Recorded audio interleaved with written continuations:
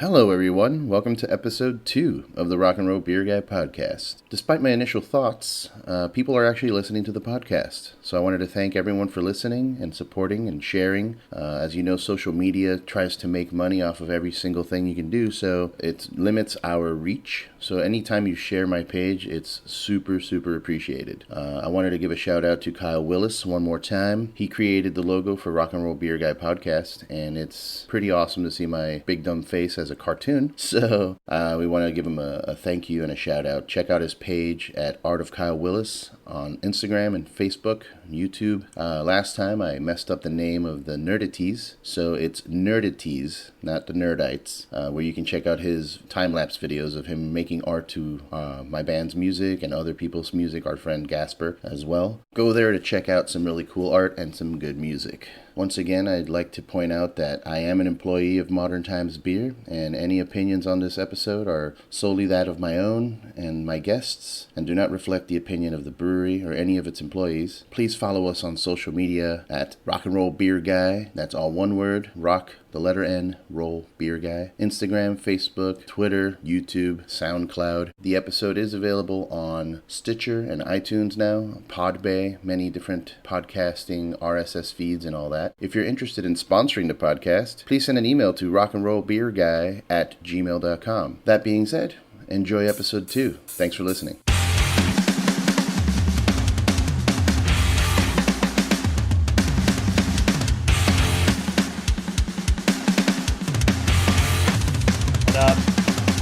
What up? What's up, guys? Thanks for joining us at this hour. I know you guys are busy as hell.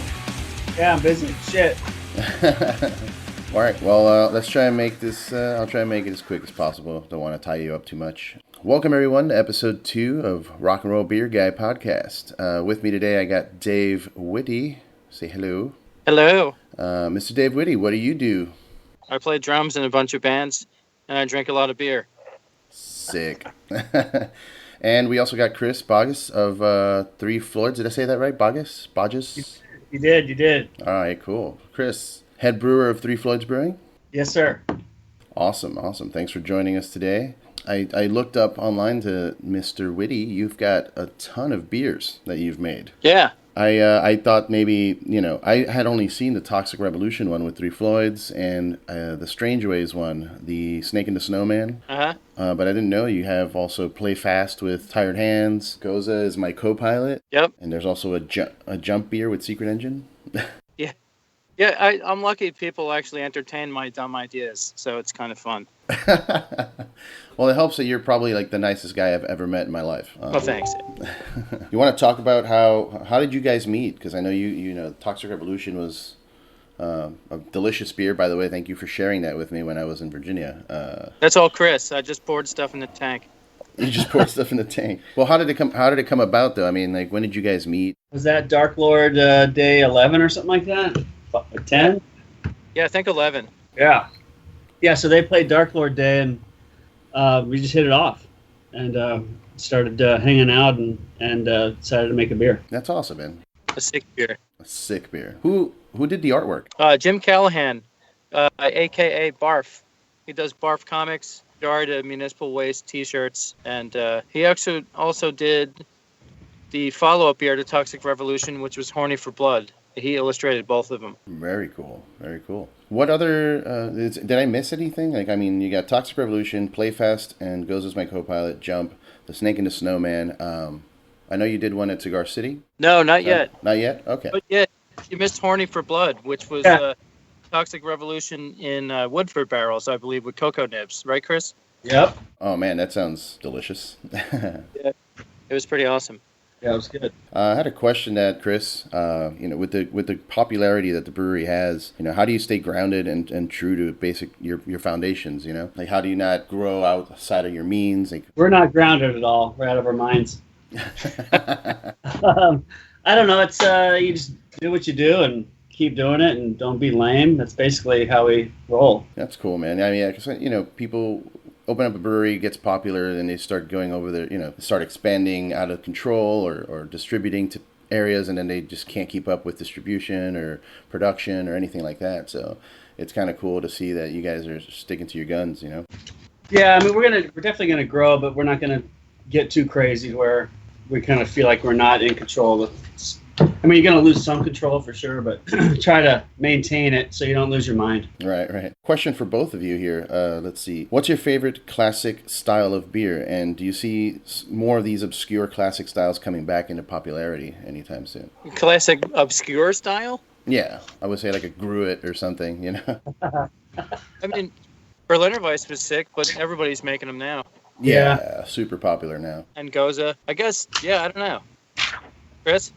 I think we're gonna start seeing brewers make regular beer, and I'm kind of excited for that. Instead of trying to jump the shark with every new batch of beer. I mean, I'm all for jumping the shark. We do it all the time, but like making pilsners and stuff like that, I think is going to be a lot more popular. I agree with you, man. I feel that's a movement. I feel the wave of craft beer was like IPAs and then crazy stouts, and then now it's Berliners and sours. And I feel that a lot of brewers, a lot of my friends and myself included, now we're just looking for something that's crisp and hoppy and refreshing and just traditional and easy to drink. So I think that definitely a boom of pilsners and hoppy sessions might make a comeback, and take over the scene, I guess. Yeah, I'm stoked to see the resurgence of like Czech style lagers and pilsners, and actually, frankly, not over hoppy, just regular beer that I can drink gallons of and be totally fine with that. Regular ass beer. Regular ass beer, yeah. Speaking of, I did get permission from my employer, Modern Times, to mention the fact that Municipal Waste is going to collaborate with Modern Times.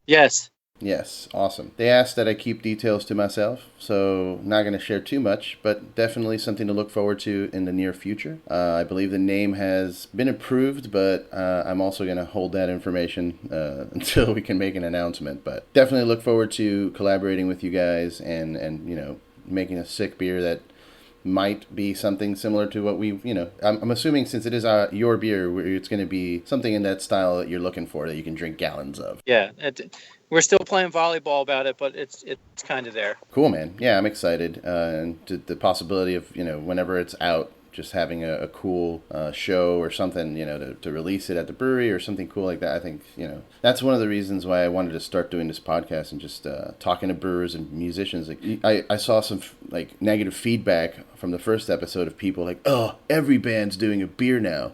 And it's like, well, what's the problem with that?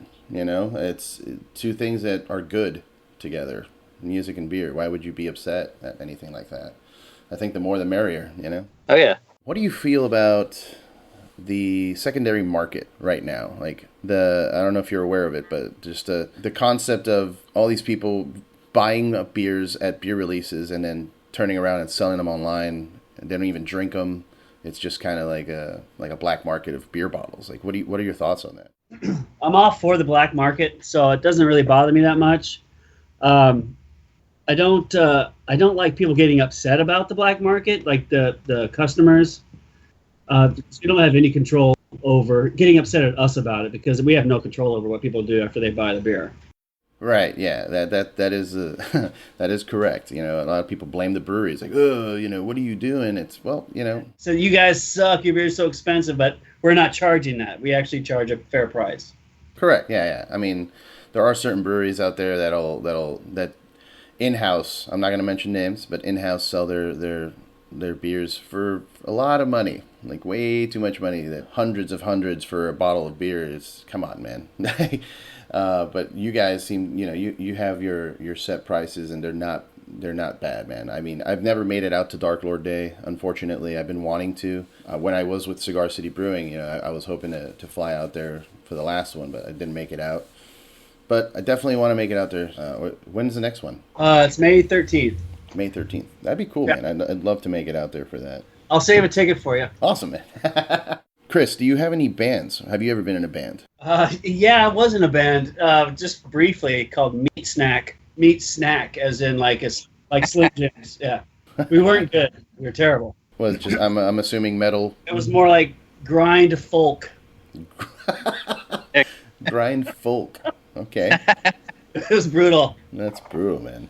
Going back real quick to talk, since we were talking about Dark Lord Day, you guys both, what's up with beer festivals? Like, What are your thoughts on the big ones like Great American Beer Fest or Extreme Beer Fest? Are you fans of that thing where the huge lines and the 1 ounce pours, or is it something you wish would be different in any way?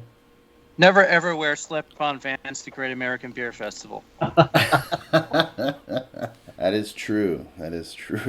Or flip-flops. Yeah. I felt like I was paralyzed after the last one from walking around all day. Yeah, man. Are you a fan of those festivals, or are you more of a low key, smaller? For me, not being a brewer or in the industry, not working it, just like hanging. It's fun. You see a bunch of people from around the world and the country that you don't get to see often. You get to try some new stuff. It's overwhelming now. There's a shitload of stuff there. There's no way you can possibly do it all. But I guess it's kind of cool. That's my take on it. I don't have to wait in the lines, fortunately. So, I mean, it's fine. It's fun, for sure. Yeah, that's what I tell people. A lot of people ask me about, Great American Beer Fest. I'm like, well, if you got a vendor pass, you're good. Because you could just, go talk to the brewer at the table or whatever and get a sample real quick. But, standing in line for an hour for an ounce of beer as a fan, like, that doesn't sound appealing to me at all, Last time I was there, I was standing at the Russian River booth drinking with Vinny and I think it was Garrett Oliver. And I'm talking to them, and some girl walks up to the booth and asks for a beer. And the girl that was pouring beer, she's like, hey, yeah, here, try this one. I think it was one of the either Consecration or Supplication, one of the super sour ones. And she gave the girl the beer, and she's like, hey, just so you know, it's really sour. The girl took the sip and vomited immediately all over my shoes. That's sick. Literally. Yeah, man, it was so crazy. And that's the story I like to tell people when they ask me about this. Like, how'd it go at the festival? Yeah, I got thrown up on. And that was, that's pretty commonplace there. That's awesome. Yeah. And I think it's funny for me, whenever anybody drops their glass, the little plastic glass, and everybody freaks out, starts screaming, whoa! Right. It's fucking... So, Witte, why do you have so many bands? An idiot. Like, you have too much.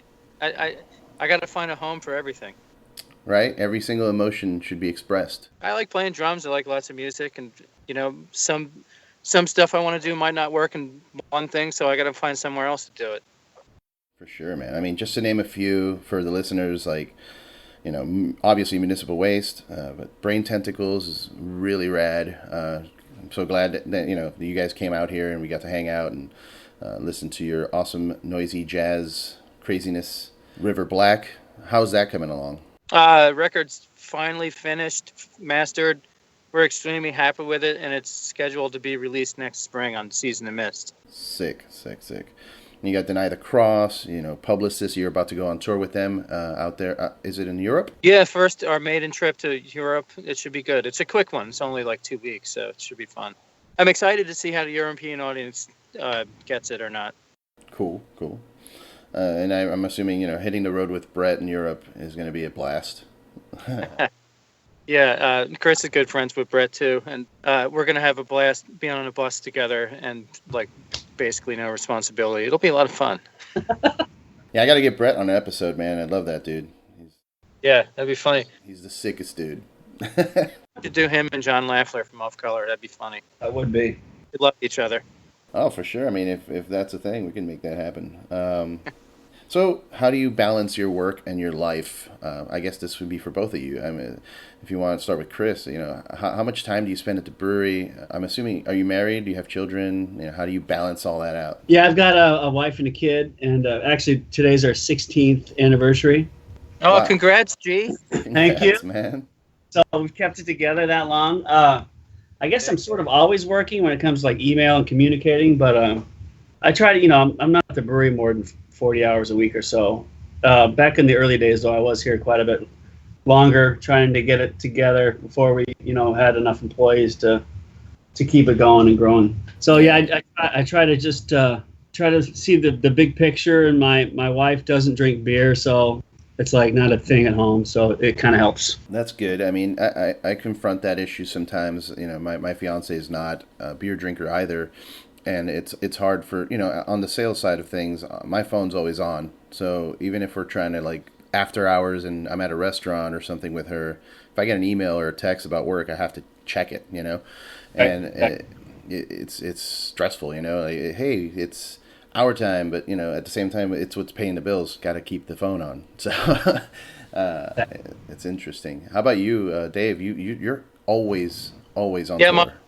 I have so many bands and other things going on that I constantly have to be talking to someone. It's like, you have 7 projects, you have 4 people in each band. That's the people you got to talk to every day to try and balance out touring and recording and all that stuff. And it's so the phone's always on. I'm always doing something, but sometimes I just have to shut it off to like escape. No, there's so much shit going on. And then how I usually balance out is I'll do a bunch of serious messages, then I'll start goofing around with some buddies in between. Yeah, man. I mean, I don't know how you stay sane, dude. It's not just the band members, like you said, if you have 6 projects and there's 4 members, that's 24 people, plus there's management, people, tour managers or venue people that want to reach out, and assholes with podcasts that want to take your time. And they're my favorite.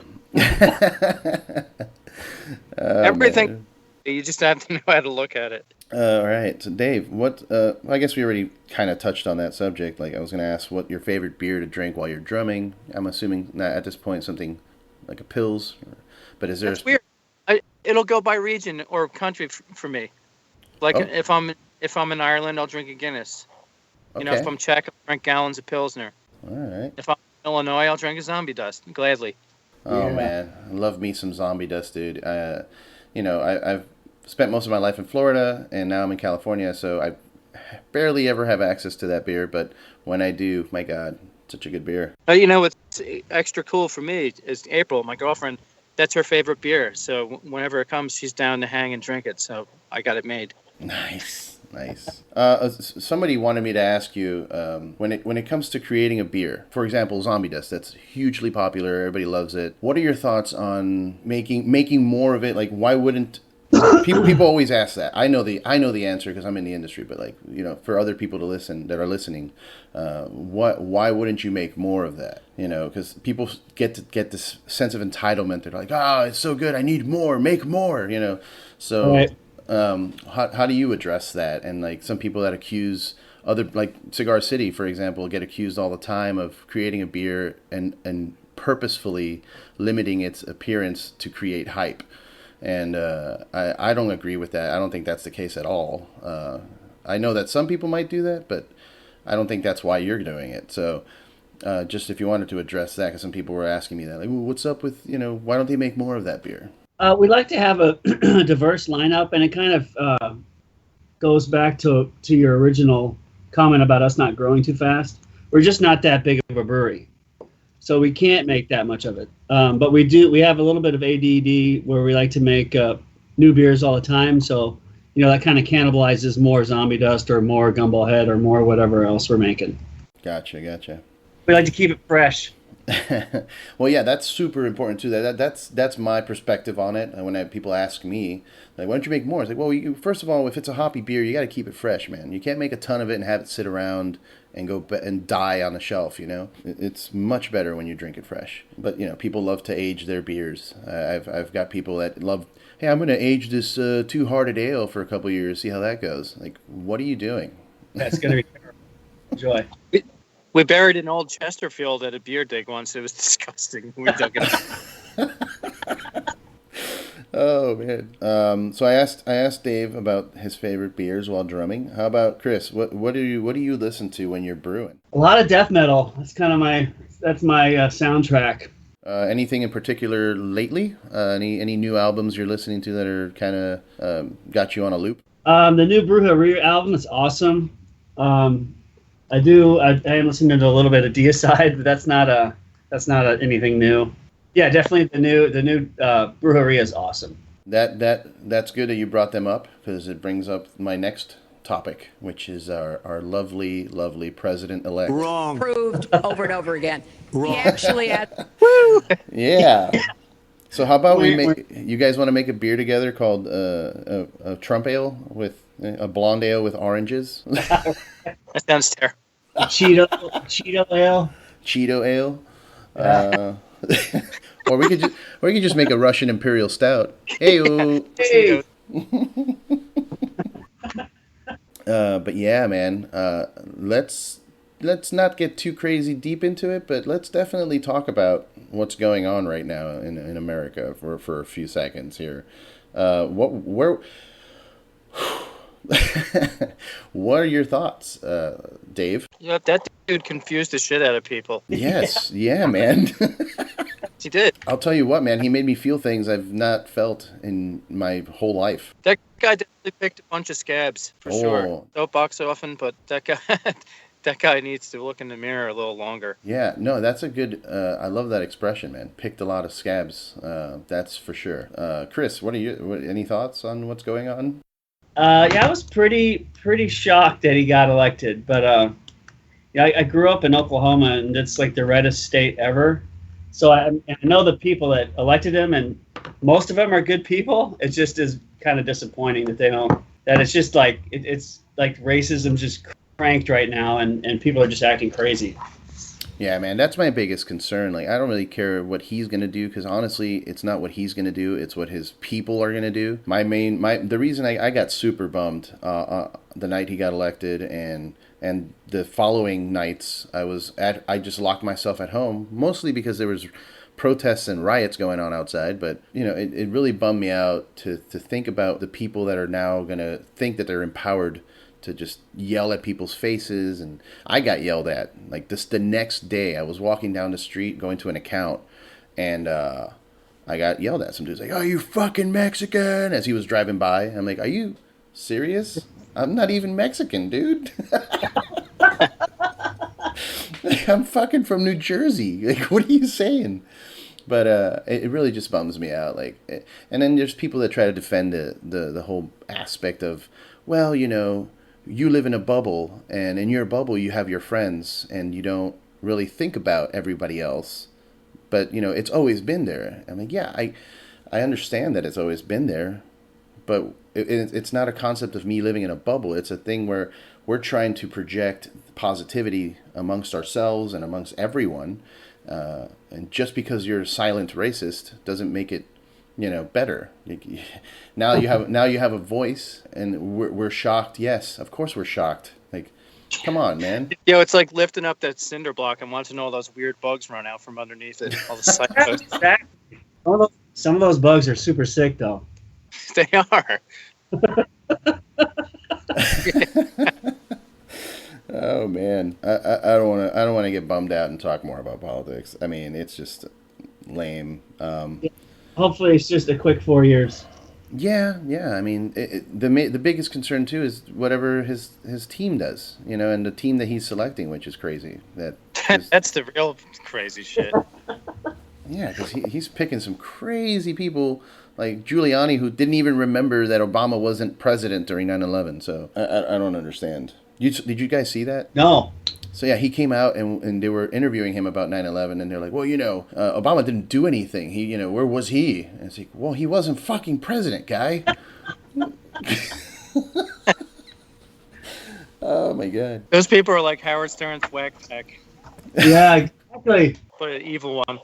Dave, so okay, let's switch it up. Go back to music. What are you listening to lately, if you are? Because I can imagine it's kind of like when you work at Starbucks and you're there every day, you don't really like coffee. So do you actually listen to music, or is it just, you use all your music time for your creation and your process? It goes in waves. It's hard to listen to a lot of stuff because I'm always relearning or learning new stuff. So I always have to have my head in that game. But I love music, man.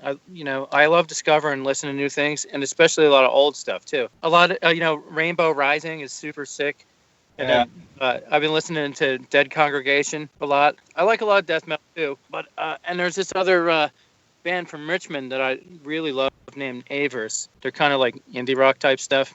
They're friends of mine, and they have a cool twist on it that I think is really neat. It's kind of old, like Beatlesy, but crafted in like, I don't know, like today's direction, I guess. I don't know how to describe it, but it's good. It sounds good.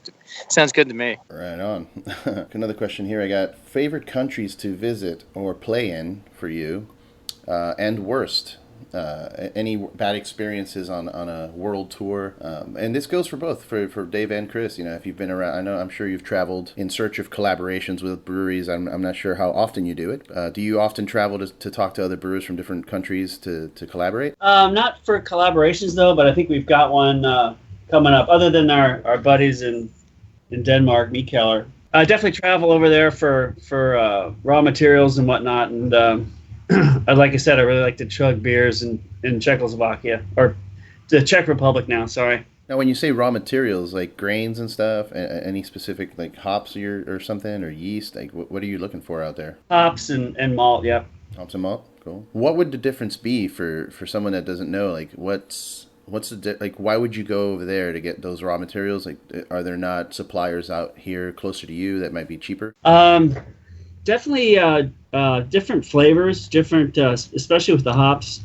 And a lot of the specialty malts we use over here are from Europe. So we're considering getting them direct instead of going to a broker and whatnot, that kind of thing. Cool. How about you, Dave?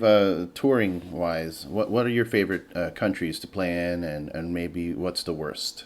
Yeah, Czech's always a highlight. You drink gallons of beer on the sidewalk in the morning, in the afternoon, at the show, after the show. I just try and drink as much of it as I can because it's so awesome over there. It's like a fountain of youth. and they're super chill over there. It's cool. So chill. And beer is so inexpensive.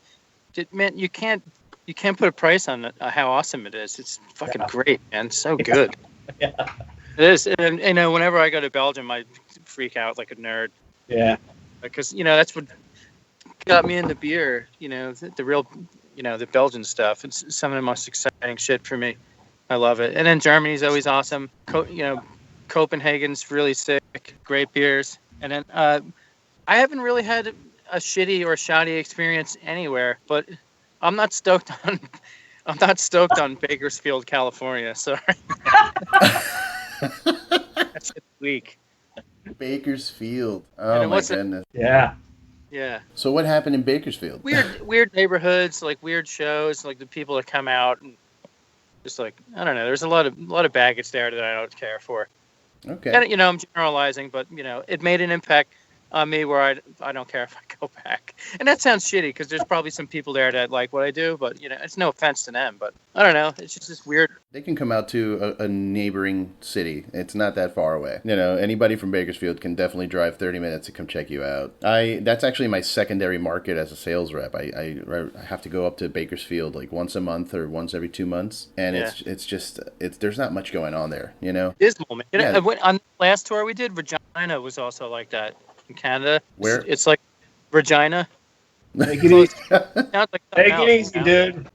Grab her by the Regina. Oh yeah. Oh man. It was no fun. You could like heavy industrial areas like that. You see where like everyone's kind of beaten down. It's taking a toll on people. It's kind of listening to Ministry in Bauhaus. Yeah. Any favorite tour? This question is super vague, but what is a good memory of yours from a tour? What band were you in? Anything specific that kind of sticks out? Oh, there's so many. I don't know where to start, man. Everything's funny. One of my favorite stories is flying Ryanair, this really small Irish airline from Italy to Spain. And, we're on the tarmac ready to get on, and you board from both sides, and we get on the plane, and it's like a zoo. Everyone's like freaking out to find a seat. And I was like, I don't know where I'm supposed to sit. And the flight attendant's like, oh, yeah, sit wherever you want. It's general admission. I'm like, all right, cool, that's whatever. And people are struggling to find seats. People are yelling and screaming. And the plane, like, I find my seat, and the plane starts taking off down the runway, and people are still standing, putting stuff away. And then over the PA system, the guy goes, we're about to take off. Feel free to have a seat. And I lost my mind, and then people looked at me like I was nuts. That's funny. Oh man, Chris, what of the beers you have brewed, which one's your favorite? Oh man, I don't know. Jeez, I'd say, man, that's a hard question. Well, I mean, not just brewed, but I mean created. I would say. I don't know. I thought Zombie Dust is a pretty good beer. Malt liquor I made in Long Beach when I worked out there. I was pretty proud of. Sick. That's Yeah. awesome. Was it available in 40s? No, it was not. Just at the pub only. Oh, darn. Give you a very good answer. No, It's it's hard- fine. It's fine. It's like the lamest answer ever. Zombie Dust, Dark Lord. Yeah, I didn't do that one. I can definitely. I've been making it, but that's all Nick all day. Yeah, I've had a couple, one or two really. I have, again, I never had a lot of access to Floyds beer in Florida. The few that I did was at bottle shares or something like that, which leads me to my next question. Like bottle shares, what do you guys like doing bottle shares often? I mean, to me, that's the core element of what the craft community is just getting together and sharing each other's beers. And I love when people do that, but it can get a little crazy. I've been to some bottle shares with like 40 people, and you just see them like zombies coming up to you with their little taster glass, like, give me some. What are your thoughts on bottle sharing and stuff like that? Like, how do you prefer to do it? I love them, and then I've been doing them with a bunch of people for years. And actually, this is funny. I'm having one at my house this Sunday, and it's called "Bottles I've Had for Way Too Long That Should Have Been Drank Already" festival. It's going to be real. It's going to be sick. Yeah, like you said, that's kind of the foundation of the whole movement. So that's what kind of the highlight of Dark Lord Day is all the guys coming and sharing beers. It's cool. Yeah, I mean, I know there's a bunch of breweries in Florida that like, people would show up for any bottle release for them and bring a bunch of bottles and do a bottle share, but some of them have actually been canceling that aspect of it. They're just like, hey, no bottle sharing, and it kind of sucks. It puts a bad taste in the fans' mouths of, that want to just hang out and share, and I get how it can get rowdy and messy and bottles everywhere, but that's it's one of the core elements. Why would you negate that at your festival? Hey Chris, didn't you guys just get that legalized or something like that? Yeah, we had to get a law passed to do it because they were going to make us stop. That might be why the other breweries aren't doing it, is because it's illegal. Oh, that makes sense. I mean, even if it's within the what they call it, the wet zone or whatever. Like, I'm not familiar with the legalities of having a brewery establishment like that. Where what would be the law? Like, what would prevent you from doing that? Typically, it's illegal to bring outside alcohol into an establishment. So even if it's in a fenced off area, you get your permit kind of includes that outdoor area as like part of your property.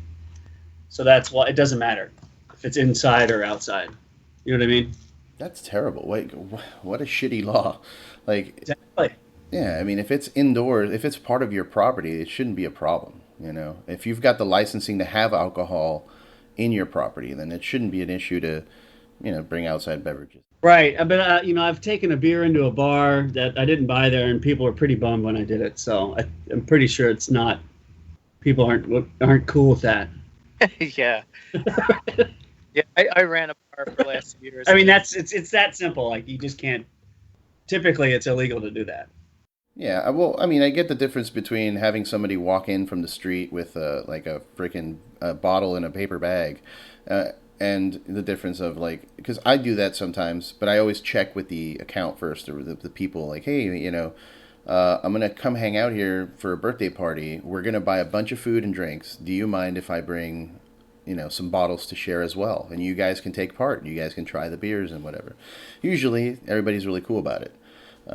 But I didn't know that it's actually illegal. You know what I mean? Yeah. Well, in Richmond, they just passed that law where you're able to bring outside alcohol in and open it, but the place usually charges a corkage fee. Right. Yeah, I've seen a few places do that. That just got passed like 6 months ago. Are you familiar with what law that is? So maybe our listeners can, rally together and let's try and get everybody on the same page for this. Yeah. No, I don't know what the name of the law is. I'm not sure. I'll let you guys figure it out. Protest for things that matter, like things that you can actually change, like that law. Yeah. Well, those are really easy to change. Yeah, my first time to Dark Lord, actually, I was a huge giant beer nerd, and driving in, to check in to get credentials and all that stuff, you saw the huge line of people sharing, and everyone lays their bottles out in a row after they're done with them, and it's impressive. It's so cool looking. it gets you pumped to share beer and hang out with people you don't know. For sure, man. No, it's fun. Good times. Yeah, man, I love doing that, and I love meeting new people. There's this one dude that I met in Cigar City. He was from Brazil, and his like social media thing was the Beer Hunter Brazil, and I kept running into him at different festivals. It was pretty crazy. Like, he was at JBF, he was at Extreme Beer. Like, he just travels around and drinks beer and shares it with everybody. And he keeps sending me boxes of really cool, crazy Brazilian craft beer. I don't know if you guys know that, but like Brazil is all up in the whole hazy IPA craze right now. That they're actually making some legit crazy Vermont style IPAs in Brazil. Like, oh wow, down there. I'm sorry. It's blowing up down there. Yeah, it's nuts, man. Like you wouldn't really think about that. Like that, are there any countries south of us, or everybody knows Europe makes great beer, but in South America and Latin America and everything like that, is there anything that sticks out to you, that any breweries that that you want to talk about down there? I've only met a couple, and unfortunately I can't think of them off the top of my head, but they're good dudes down in Brazil. And I know Mexico's blown up too. I just don't have any specific breweries in mind. How about you, Dave? You travel a lot. There's this the Raleigh Rare and Epic Tasting, which happens in Raleigh every year. The first year I went, they had this couple from Brazil there. I don't remember who they are, but they made this stout that blew my mind. It's one of the best things I've ever had, and I just don't remember what it's called. So there's some good shit happening down there, but I'm not well versed in it. And is the guy you're talking about named Felix or Felix?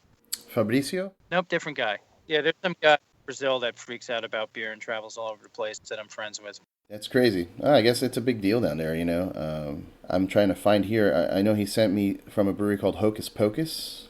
He sent me something called Alambique County, which is a collab with Goose Island, and it's like a dark Belgian style version, or a dark Belgian beer that was aged in Bourbon County barrels. And then some other stuff like Mosaic Lover, Citra Lover. I don't know the name of the brewery, but the artwork was really cool. So it's really interesting to see like how you would say that it's the American craft beer movement, right? I mean, the American craft movement's kind of influenced everyone right now, I think. I would say it is. You would call it that though, right? The American craft beer movement, like that style, the crazy cans with the crazy artwork and the different styles. Like, it's wild how we've taken over that, because for forever it was Europe, Germany and Belgium and all that. Now you've got Stone in Germany. Yeah, I wonder, are they going to adhere to the German laws, or are they can they work around that? You mean I don't know. The Reinheitsgebots? Yeah, they are not. Is that law? Like, that's law over there? German purity. Yeah, it's been in place for years. Crazy. Yeah, then I'm assuming they have to follow the rules, right? Yeah, I don't know. I consider it like an American-based company. I don't know. It's like a military base for beer. Yeah. Jeez. Other question. So, Dave, are you vegetarian? Or because I know April is. I enjoy all types of food. It doesn't have to be meat to be great, but I eat meat. Okay. How about you, Chris? Omnivore for sure. Omnivore? Yeah, because I had somebody asked, like, what are your thoughts on the whole Kopi Luwak thing? Using Kopi Luwak coffee for your beers. And a lot of people think it's controversial, because it's not the animal rights issue that's involved with it. You know what? I don't know much about it, to be honest. You guys have never made a beer with it? Can you educate me on it? Oh, well, Kopi Luwak is it's like a weasel that they force feed coffee to, and then it poops it out, and people put that in there. Yeah, it's grim. Yeah, we did that. We brewed Baller Stout with Mikkeller, so we used that coffee for that. But that's the only time we've used it. Okay. Yeah, because certain breweries are taking a stance against it, just because it is brutal for the animal, but it's so fucking delicious. Like the foie gras beer. Oh yeah, it's the foie gras beer for sure, man. It's delicious though, man. I know at Cigar City they did the Huna Poo with it, and that was my favorite beer of Huna Poo Festival, I would say. I don't know what it is about shit beer. You're just super into that. That's all. I'm just into shit, man. German scat beer. They make videos about that, Yeah. Oh man. Chris, any particular brewing story, like an accident or like, maybe some hot wort, fatigue or something that might have happened while brewing that you'd like to share? You know what? Knock on wood, I've been pretty injury free. I did get to see my buddy Barnaby though take a hot and molten wave of spent grain. That was pretty brutal. Oh. Yeah, we had the stuck bed, and we thought everything had drained off, and we were gonna dig out the mash bed, and it was just all bound in there. He opened up the door, and we were just buried in this river of hatred. It was crazy. Brutal. Yeah, and he's super clumsy, and he fell over, and it was like just kept dumping on him. It was horrible. Oh man. Did he get burnt? Did he get burned real bad from that? He got some bad burns. Yeah, he went to the hospital. No scars, but it was not cool. Yeah, it doesn't sound it at all. It was not cool. Dave, have you ever had an accident like that while doing a collab beer or something like that? No, I haven't done that many, so luckily, no. How about on tour? Any crazy injuries on tour that, you've seen bands that like the singer falls off and breaks both his feet? One of my favorites is when like the singer gets electrocuted. That shit always makes me.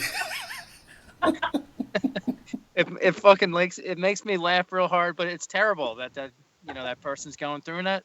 But it's like you see the person totally holding the mic being electrocuted and they can't do anything about it. It's fucking crazy.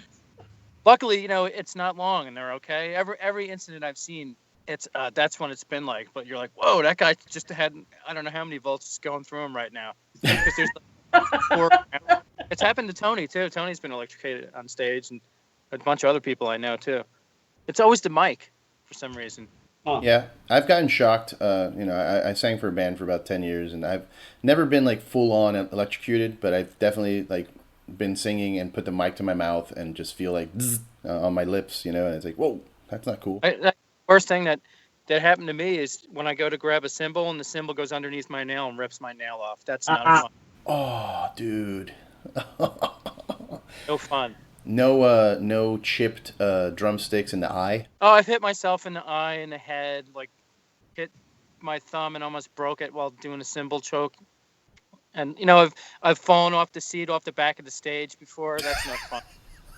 Sorry to laugh, but that. No, it's fun. I got hit in the face with a bottle on stage once. It's weird, man. Usually, like the dudes in the front, like Tony and Ryan, they're like linebackers. They have to dodge all these people getting on stage and people throwing shit at them. Yeah. And I have the best seat in the house. I see all the shit going down, but I don't have the luxury of getting up and moving out of the way. I'm sitting there, so I've been hit with everything possible. That's awesome. I mean, not awesome, but awesome. Yeah, it's fun. I guess one thing that annoyed me more than anything, just to elaborate on this little part right here, is there's early on people would always get on stage and climb on top of the bass drum and jump off, and they thought it was fun. Yeah, it's cool, but I got to reset the drums up depending on how big the guy is, because the drum set will go all over the place. Mm-hmm. And the wooden kit, the guy's big enough he can destroy it and crack it. So I had this guy get on there twice, and it was so overwhelming and frustrating. The drums would move all over the place. And the third time he came up, I couldn't ask for better timing, because it was a break and there was a guitar break. So I stood up and whacked that guy in the back with my drumstick as hard as I could, and he didn't come back. I had to break skin because they don't feel. I just lost it. I couldn't handle it anymore. Yeah, it's well. I mean, especially with the type of music you guys do. I mean, it incites that excitement. That people want to just rage and jump around and do some crazy shit. Jump out of balconies. Crazy people are crazy, man. Yeah, dude. I mean, I'm not gonna lie. In my younger years, I was dumb. I did a lot of dumb stuff like that, man. Apart from just being in the band and doing stuff as a performer, like jumping into the crowd or whatever. When I would go to a show, because I love music, so it would take over my body. And there's still a couple bands out there that take over my body for me while they're performing, and I can't do anything about it. Like, I saw Meshuggah recently, and I'm 35. I'm at that point now where I'm not actively moshing or anything like that. I'm just kind of trying to enjoy the show. But like 3 songs into the Sugar set, I just lost my body. I started fucking thrashing back and forth. I guess it speaks volumes for bands that do that to me at this point in my life. But I've done some damage. It's healthy. I think it's healthy. It keeps me active. But, you know, there's definitely, I no longer jump off of stages. I can't do that. I can't crowd surf or whatever, you know. Because I'm fat and I don't want to kill anybody. But B, just like the bones hurt, man. The bones. And then it's the bangover, as you would say. Oh, yeah. Oh, my God. The neck and the shoulders and the back. And you're shit for a day, you know. I have to admit, I still jump off the stage every now and then again. Sometimes I can't help it. I mean, it's fun, dude. I have the utmost respect for bands that do stuff like that, like Dillinger. You know, like those dudes are insane. Well, that's next level shit. Those guys are nuts.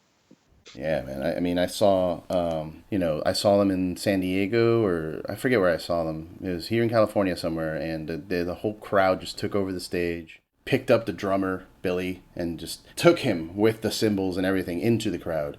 It was just, I don't know what the hell, man. Yeah, it's one of the craziest things you could see. They've always played every show like it's going to be their last one. All right, a couple more questions here and wrap it up for you guys. Chris, do you still actively write recipes all the time for the brewery? Yeah, for sure. So what's your process? Like, you would think that everything's been done, you know what I mean? So how do you go about sitting there and creating something new and exciting? I try to feed off Nick because he's a wealth of brewing knowledge, obviously, and he writes recipes all the time too.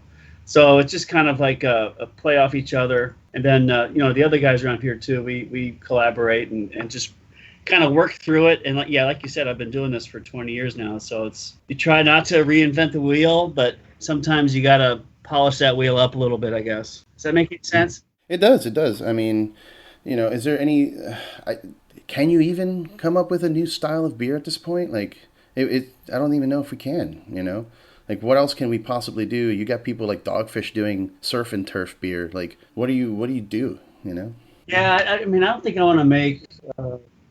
we did like an oyster stout, so that was kind of gross, but it was still pretty good. But yeah, I don't really want to make stuff that's kind of gross. You know what I mean?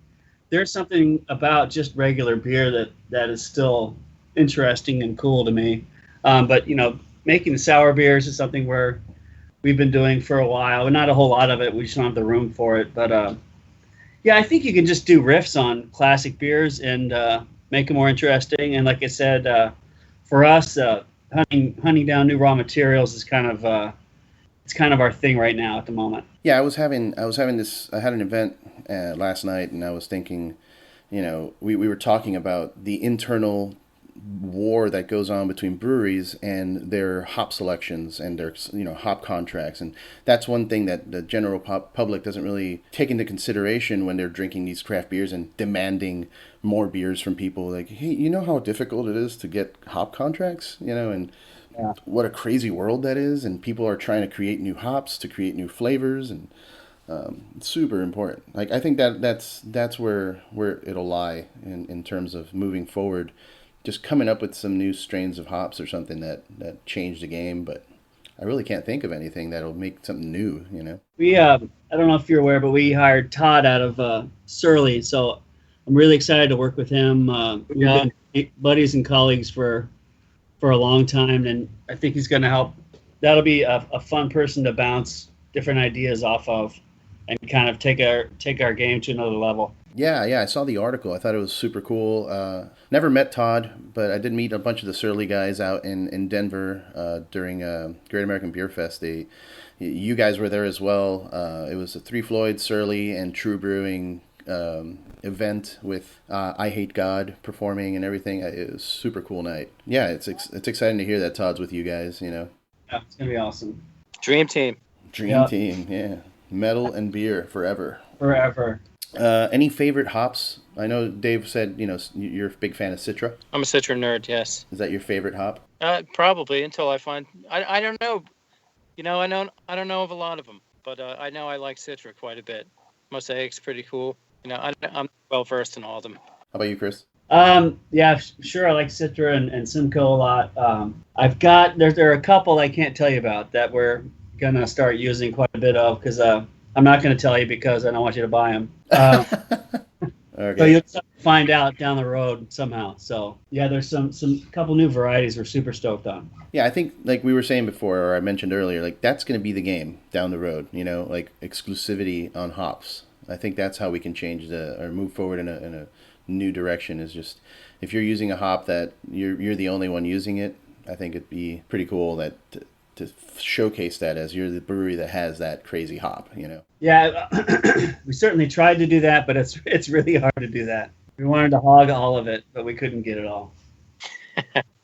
When we did Toxic Rev, there was a couple new hops that were just identified by number at the time, I believe. Yeah. Even though I don't know what I'm talking about.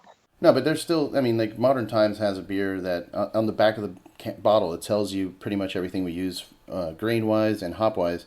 But there's some that we have. It's like experimental hop number 07052, whatever. Right. Like how does that how do you even find that, But so the last thing I wanted to do, and I want to gauge your thoughts on it if you're interested in doing it. I wanted to create a game show called Final Gravity, and just ask a bunch of questions, and whoever gets the most points, wins, and the loser would have to do something silly, like maybe drink something terrible and post it on social media or something like that. What are your thoughts? Like, you want to do something like that? I got a bunch of crazy, stupid questions. I don't want to play Dave. He's too big of a spaz. He's going to beat me for sure. I'll beat you off. Well, I'm gonna ask you some of these questions anyway. You don't have to keep track of points or any bullshit, but these are just funny questions. Like, where was Municipal Waste performing the night that Donald Trump announced he was running for president? Shit, I don't even know that. Do you know? I do. It was June 16th in London at the Underworld in Camden. Oh, yeah. So I blame you. You were in London. If you were here, you could have stopped. You could have stopped it, man. Might not happen. So I was drinking too many Samuel Smiths. I'm assuming that this one's an easier question. I'm sure that you guys know the answer to, but the origins of the word stout. Jeez, I should know that, but I don't know it. Nobody, Dave, Mr. Stout Mania. You don't know. I don't know that. Stop. Well, the origins of the word stout is from 14th century. British people used to use it to describe strong. So people were making porters out there, and then when they started doing imperial porters, they would call them stout. Perfect. Yeah. Let's see. What's Steve Vai's favorite instrument? Guitar. Kid flute. Hairy bagpipes. The fan. his fan that holds his beautiful hair in the air while he performs. Yeah. What's Freddie Mercury's actual name? Frederick? Yeah. No. Farrokh Bulsara. Wow, that's a mouthful. Yeah, it's Farrokh. Sounds like good. Sounds Middle Eastern, right? Yeah, Arabic. What is the only member of ZZ Top without facial hair? Beard. Who is the only one? Yeah, Beard. Correct. Frank Beard. Timothy Taylor is what? I would love to say he created Taylor Ham, but I doubt it. That's right. Chris, do you know what Timothy Taylor is? No. Timothy Taylor is a yeast from West Yorkshire, 1469 West Yorkshire yeast that was commonly used by the alchemists in the heady topper beers and all that crazy Vermont rage. Uh-huh. Yeah, last time I was in Virginia, we were hanging out at Mekong's, and shout out to Mekong, by the way. But we were hanging out with Mekong, and these dudes from Connecticut were talking about how heady topper's not the same beer anymore because their yeast was stolen. And I'm like, what?